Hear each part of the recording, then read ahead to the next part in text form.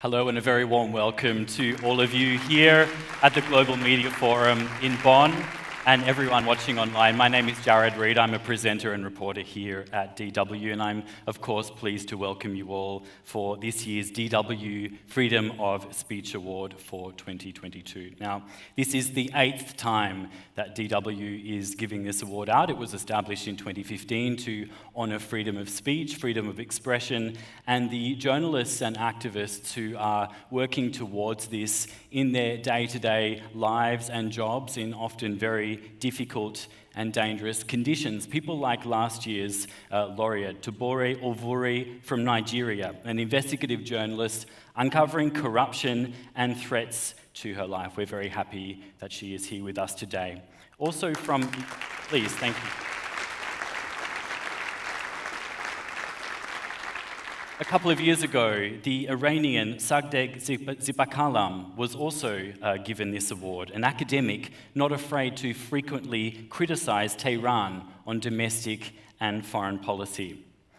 A few years ago, too, we awarded this prize to Annabel Hernandez, an investigative journalist from Mexico who uncovered links between drug cartels and the government in one of the world's most dangerous countries to be a journalist. And of course, a lot of you will know that the very first recipient of this award was Raif Badawi, the blogger who fought for freedom of expression in Saudi Arabia. He is still barred from leaving his country after serving a very long jail term, but in a little while we are going to be hearing from his wife, Ensaf Haider, who I am delighted to say is here with us today in Bonn. Please, ladies and gentlemen.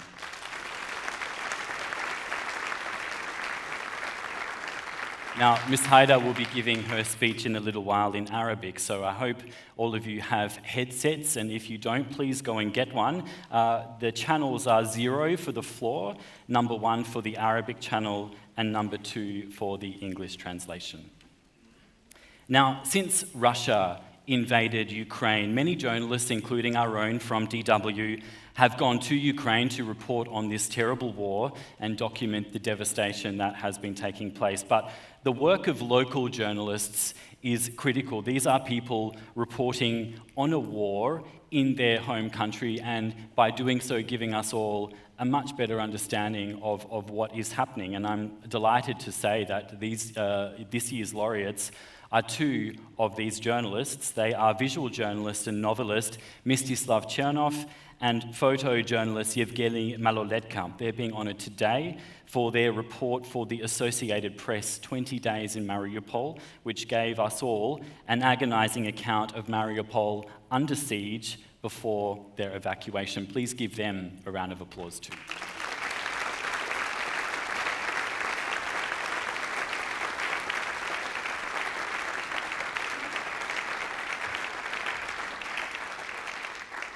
We're going to take a look now at the work of Mstyslav and Evgeniy and what they experienced in Mariupol. Just a warning, some people might find these next images in this next video confronting and distressing, but they are, of course, very important.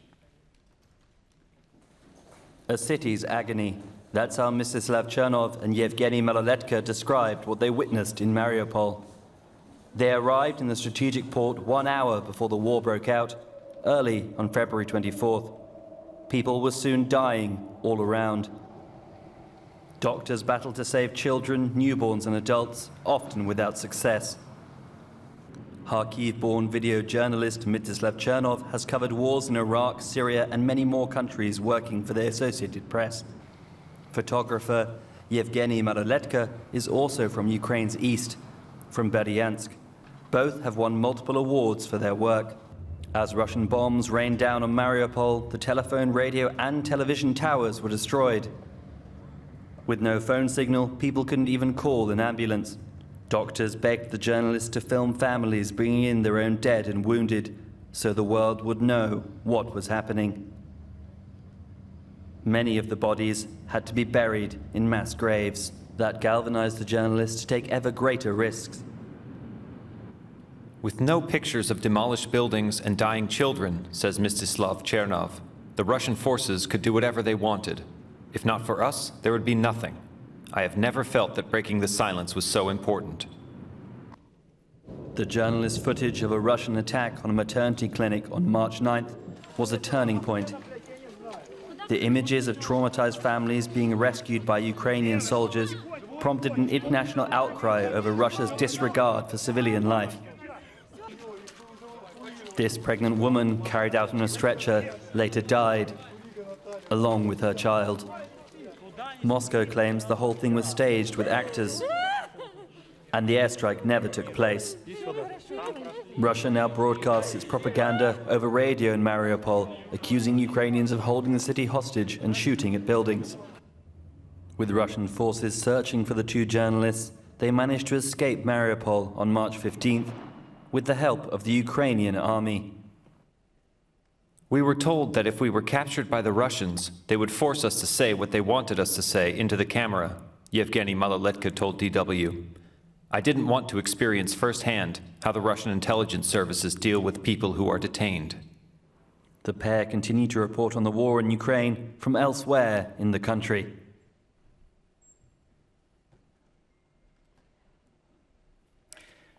Really, such exceptional courage from the both of you. Thank you so much for your reporting. Now, it's my pleasure to... Yes, thank you.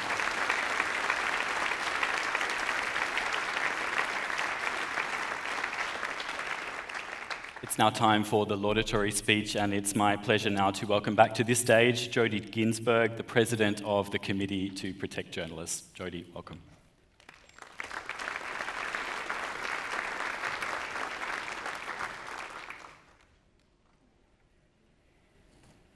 Ladies and gentlemen, cherished journalist colleagues, it is my honour this evening to present the 2022 DW Freedom of Speech Award. For 40 years, the Committee to Protect Journalists, the organisation I lead, has had as its mission the promotion of press freedom and the fight for the right of journalists to report the news safely and without fear of reprisal. As we heard from Nobel laureate Maria Ressa this morning, that right, in a world where the very notion of fact and truth seems up for grabs, is more important today than ever. Journalists play a crucial role in holding the powerful to account, in exposing corruption, challenging injustice, and shining a light on the key issues of our age.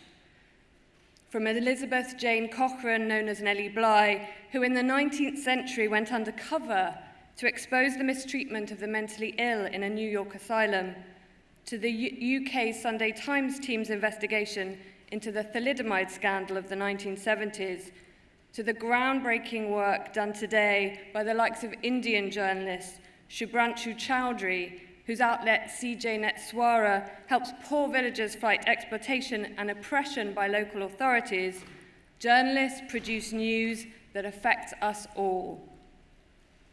Over the past 2 years, we've all struggled to navigate the many challenges brought on by the COVID pandemic, journalists have been vital in informing the public of the risks and helping them understand the science and practices that can help keep us safe. Others have covered the local impacts of climate change and environmental degradation, helping to alter poor mining practices or push for resettlement in countries where coastal communities have been hit hard by erosion, rising sea levels, and extreme weather. Knowing and relying on timely information and facts, then, is about our very survival. It's also our collective right. Journalists are key in upholding one of the fundamental freedoms recognized in the Universal Declaration of Human Rights, that everyone has the right to freedom of opinion and expression, a right that includes the freedom to hold opinions without interference and to seek, receive, and impart information and ideas through any media and regardless of frontiers. Maria Ressa this morning apologized for being emotional. I don't think we should apologize. When I look at what's facing journalism, journalists, and the fabric of free societies, we should be emotional. Telling the truth comes at a price. In the short 2 months since I have been president of CPJ, at least 10 journalists have been killed. I'm going to repeat that. In 2 months, 8 weeks, 10 journalists globally have been killed, meaning 2022 is shaping up to be one of the worst for journalist safety in many years. This year alone, we have confirmed 23 journalists have been killed in the line of duty, and we are investigating links to journalism in another 16 cases. Though the majority of those deaths have come in Ukraine, many of this year's deaths are in Mexico, not a war zone, where criminal violence and the narco-state silence through violence. Hundreds more journalists have been harassed online and off, been threatened with spurious lawsuits, spied on and surveyed. In 2021, CPJ registered a new global record of 293 journalists in prison. A culture in which attacks on journalists go unpunished and where political leaders in supposed democracies openly demean, denigrate, and demonize journalists, all create a climate in which journalists are considered fair game, where they're no longer seen as human beings, but targets. That creates extra complexity in a situation of war, where truth, as we know, is so often the first casualty, and where those seeking to tell the truth face not only the physical risks faced by anyone in the midst of conflict, but whose very existence is a threat to the antagonists. It's in this context that the work of AP journalist and novelist Mystslav Chernov and freelance photojournalist Evgeniy Maloletka, both from eastern Ukraine, is particularly remarkable. For 20 days, as you have just seen on that video, the pair documented the Russian siege of the city of Mariupol before Ukrainian soldiers launched a mission specifically to extract them. To understand why those soldiers risked their lives for two journalists is to understand why journalism plays such an essential role in the field of war. As we have just seen from the clip, as they were being whisked away from scenes of utter devastation, a policeman told the men, "If the Russians catch you, they will get you on camera and they will make everything you say, and they will make you say everything you filmed is a lie. All your efforts and everything you have done in Mariupol will be in vain." What was it then that these two journalists did in Mariupol? Quite simply, they told the world what was really happening in the besieged city. They documented the first deaths at the city's hospital, the children dying from shrapnel wounds from Russian shelling, and how, on March the 9th, the Russian army launched an airstrike on a maternity hospital, a report the Russian embassy in London called a fake. During this work, the journalists themselves were under constant attack, making it a huge challenge to upload the footage of the siege and bring it to the attention of the international community. But it was a challenge the men knew they had a responsibility to meet head-on. In his account of the coverage, Mstyslav has written that the absence of information in a blockade has two aims. The first is chaos. Because people have no information about what's happening, they panic, which means a once well-functioning social and civic architecture quickly collapses, making it easier for the enemy to succeed. The second is impunity. If there is no evidence of the crimes committed, the children killed, the civilian buildings flattened, then the aggressor can continue to act as they please. The role then of a journalist, in war as in peace, is to bear witness, or in Mstislav's words, to break the silence.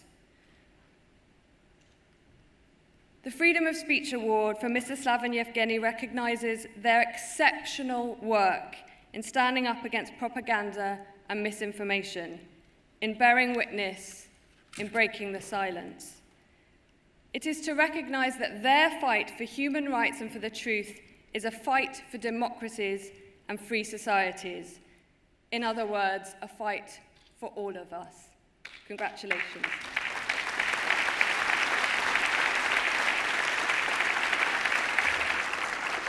Jodie, thank you very much.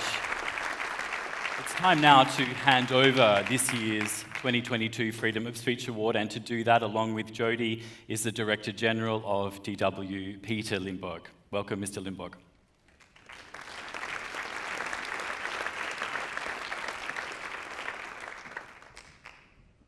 Well, thank you very much, and I am really honored to give these awards together with Jodie to you two. I think when I saw these pictures again, I realized that this was the moment when I saw your report, I read your report and saw the pictures, that I, for the first time, really understood what's going on. And I think maybe you said it's much too late, but I think I'm here with a lot of other people who really understood what's going on.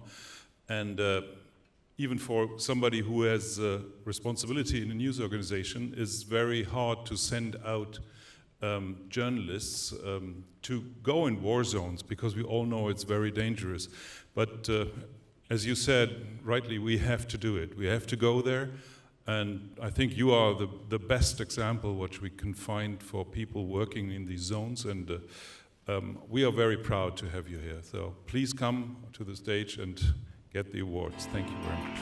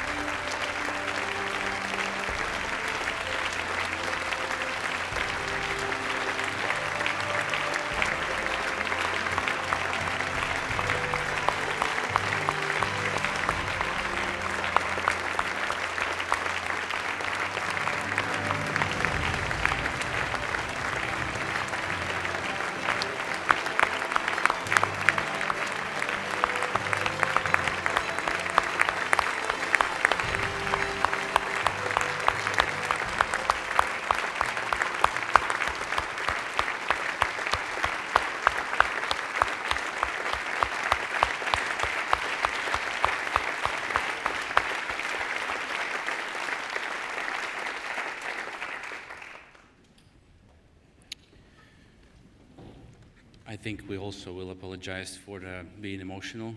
This is a painful topic for us, not only Mariupol, but the whole Ukrainian war is a very painful topic. After this ceremony is over, we will be coming back to Ukraine, to our hometowns, some of which are fighting, some of which are occupied, unfortunately.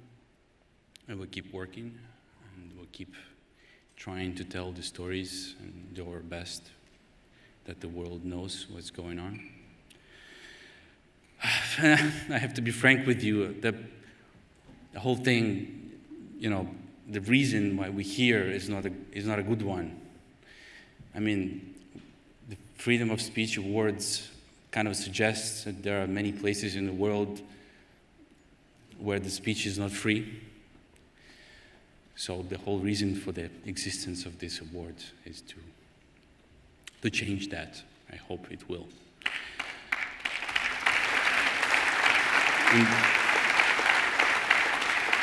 And frankly speaking, all that we did, everything you saw, I'd rather not to, and Evgeniy I'd rather not to do at all. And I'm sure any Ukrainian or international journalist, for that matter, would gladly give away all the awards possible just to be sure that the war in Ukraine stops, or for the invasion never even happened in the first place. So, nevertheless, we are very grateful for this. This has a huge importance for us. Allow me to tell you a story and to extend what was said before. On the 4th of March, we have left another day in Mariupol. We have left the basement of our hotel where we spent the night, and we went out to report from what's going on in the city. We didn't know, and we saw that the city has changed dramatically. The nature of this change was not clear to me, but there was chaos.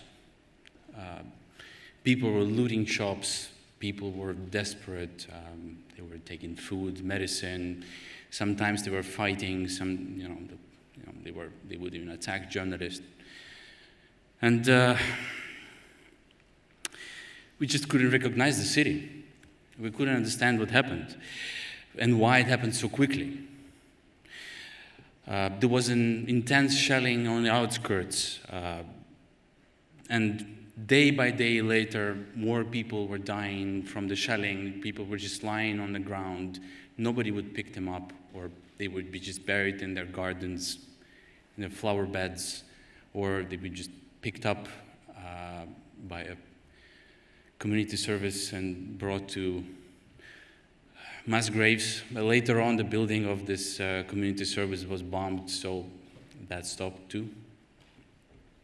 So I couldn't understand why this happened, why this change happened so quickly. And then afterwards, we did realize that the reason for this was that there was no information whatsoever. People didn't know what was going on in the neighborhood just nearby, at the village outside of a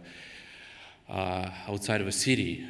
People would come to us because they would see the press sign on the helmet, and they would say, is Kiev still standing? Is Odessa is already taken or not? How is the Kharkiv? I have a family there, and so on and so on. And they expected us to have answers. And we tried our best to give those answers. But at that point, I realized that sometimes news, sometimes information is more important for human survival than even food. And that thought allowed us to keep working, even though every day was harder and harder, just to make yourself to go out from the basement to outside, because there was constant shelling. So until we left Mariupol, we didn't know what kind of effect our work have caused, and probably until now I'm still wondering, did it change anything? I hope it did. But I just want everyone to understand that what we did is nothing extraordinary. So what we did is that every single journalist in Ukraine, Ukrainian or international, is doing right now.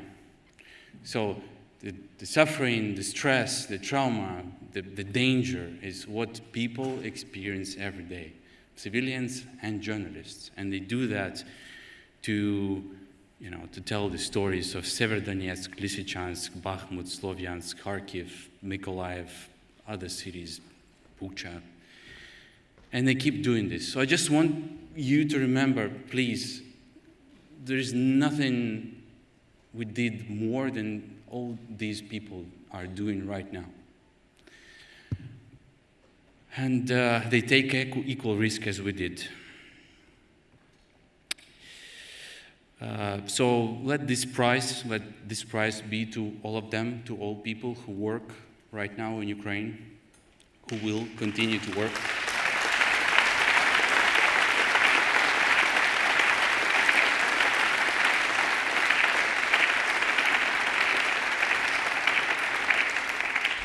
Because if they don't, this war will go on and on and on and on. I don't know to which end. And thank you that freedom of speech is actually supported not just by speeches. Thank you, that is very important. Please keep supporting journalism. Please keep supporting Ukrainian journalism, international, independent, unbiased. Thank you.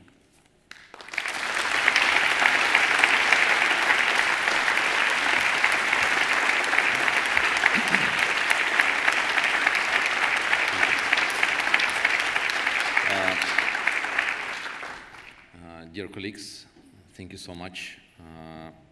It's a pleasure to be here. I think we come here not only because to receiving this award, but I think to be present like a local journalist. I think all of Ukrainians who try to the Ukrainian journalists and international who risk their lives to be on the ground to be on the front line, telling what they see and reporting to the world is very important. And I think that's only not to us, but all of the people who are trying to report the truth and how is it on the ground. For me, the war started 8 years ago when I've been a photographer during the Euromaidan protests in Crimea in March 2014 and then in Donbass. You know, like for 2 years of war, we have been in various dangerous situations, but it's not compared like what we have seen this year. Before the war started, our team, Mstyslav, Vasilisa, and me, decided that Mariupol will be the place to be in case something happen. You know, like on February 23rd in the evening, everything became clear. We start driving to the city on the road which is going near the front line. I remember that the days before, you know, like it was the tensions and the violence on the front line, but not that day, not that night. Everything was silent. You know, like we come to Mariupol 1 hour before at 3:30 a.m. and 1 hour after, the war began. Putin, with his speech, declared invasion, and the rocket starts falling on the outskirts of the city. You know, like was like, you know, like this, we not slept for another 24 hours. You know, the day was so stressful as the months to come. We decided to stay in the city under attack because we just think that's, you know, we must to do that. And during our 20 days in Mariupol, we witnessed the war crimes, airstrikes, and atrocities against civilians committed by the Russian forces.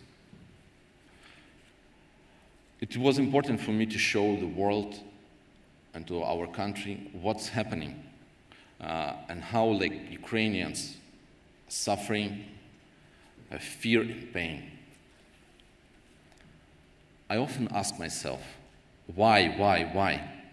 The same question asked Maria Yatsko while touching by her fingers her son Kirill, as he lying on the stretchers, died, 18 months old boy. He was killed during the shelling. Doctors tried to save his life, but they couldn't. Who will bring children back to us? Who? Said to us Anastasia Yarashova. You know, like they're trying to take shelter with her brother, and the shelter was bombed, and her child and her brother's child were killed.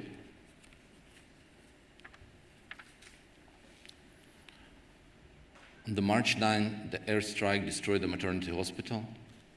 The 31-year-old Irina was carried by the rescue workers and the policemen.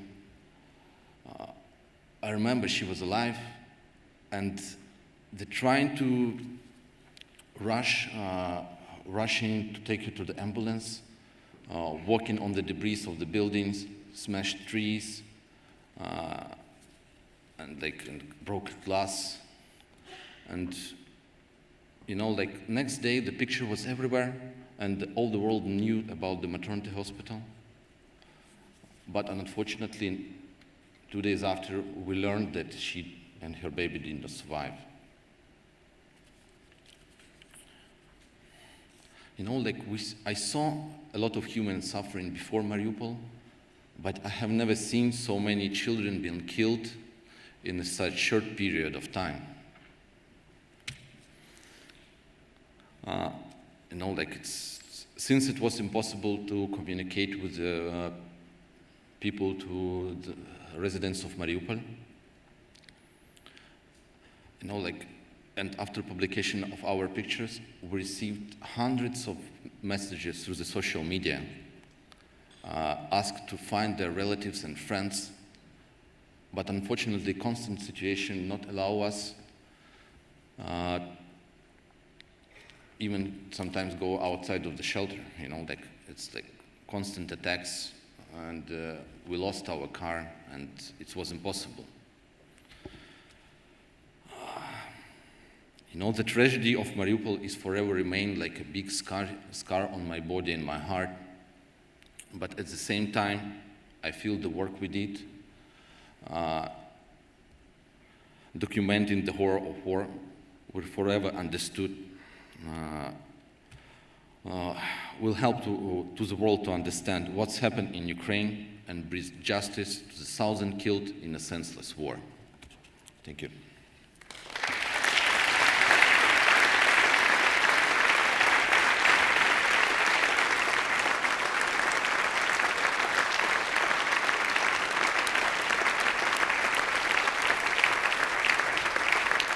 Mstyslav, Evgeniy, thank you so much for that incredibly moving speech and bearing witness to this tragedy on behalf of all of us. And congratulations, thank you very much for your courage and your reporting. I'm going to invite you now, Mr. Limburg, to come back to this stage for a word. Yeah, Evgeniy, Mstyslav, it's difficult to speak after what we just heard, because I think it really again showed us what not only you suffered in these days, and you're modest, so modest enough that you say it's not about us, it's about the people who died and the people who live there and the people who had to flee. So thank you very much for your speeches, and we all think we feel that you really deserve this award. Thank you again.